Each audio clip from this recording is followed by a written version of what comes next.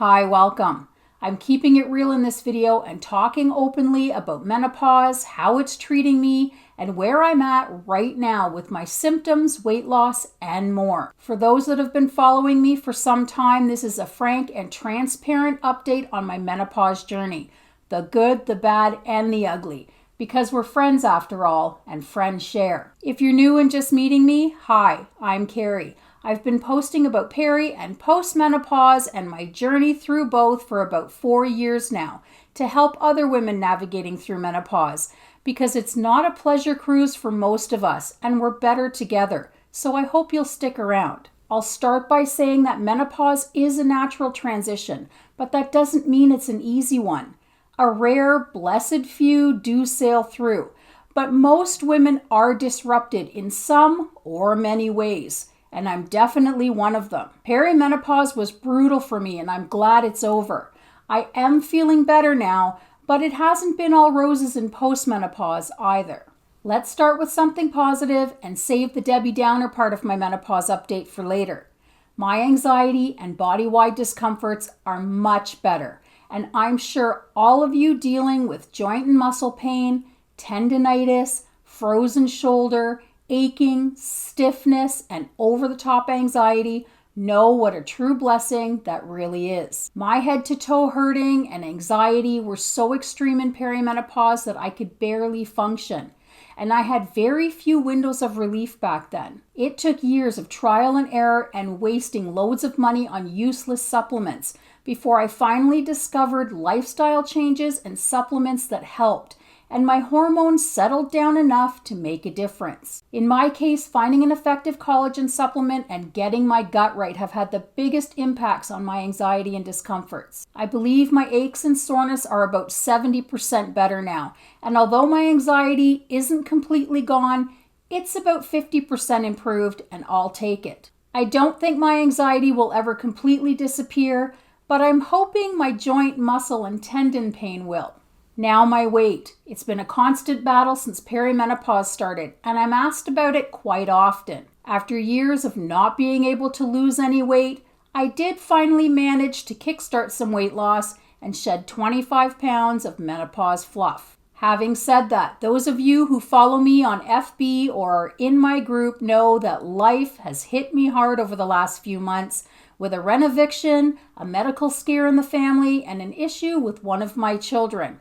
And I put 5 pounds of that menopause fluff right back on. My diet, exercise, sleep, and stress levels have been all over the place, so I take full responsibility for those extra 5 pounds. But new year, new possibilities, right? It's time for me to get back on track and start prioritizing my health and well-being again. So my next menopause update will hopefully be more positive. On to dryness, which seems to go hand in hand with menopause, and my eyes have really been targeted lately. I've had dry eyes since about a year into perimenopause, but over the last 6 months or so, blurriness and haziness have decided to join the party. I was recently at an eye appointment and was told the dryness is definitely there, but it's not severe. And although I do have cataracts starting, they're not at a stage right now either to greatly affect vision. So he thinks I'm just overly sensitive to the slight changes. But I'm pretty positive menopause is at play as well. I've been switched from daily drops to lipid-based drops, so we'll see if that makes a difference. Menopause has not been kind to my hair either. The hair thinning has reached upsetting levels, unfortunately. I think I've lost about 60% or more of my hair at this point. FYI for my new friends, if you haven't already noticed, this is a wig. I'd love to get away with a hair topper, but I don't even think I have enough hair to keep one in place. Aside from anxiety and pain, I think the hair loss has affected me more than any of the other symptoms. For many women, hair is part of your identity, and I had long, thick, curly hair. So being mostly bald now has been a giant blow for me. It is what it is though, so I'm embracing the wigs and carrying on. The memory issues that are so common in menopause are frustrating me as well. They're apparently supposed to improve in postmenopause, but so far that has not been the case for me. I'm so forgetful and scattered that it's concerning and annoying at the same time. I forget to pay bills, misplace things. And as some of you know, I recently turned off my fridge to record a video because it's ridiculously loud. Only I forgot to put a note on the fridge reminding me to turn it back on.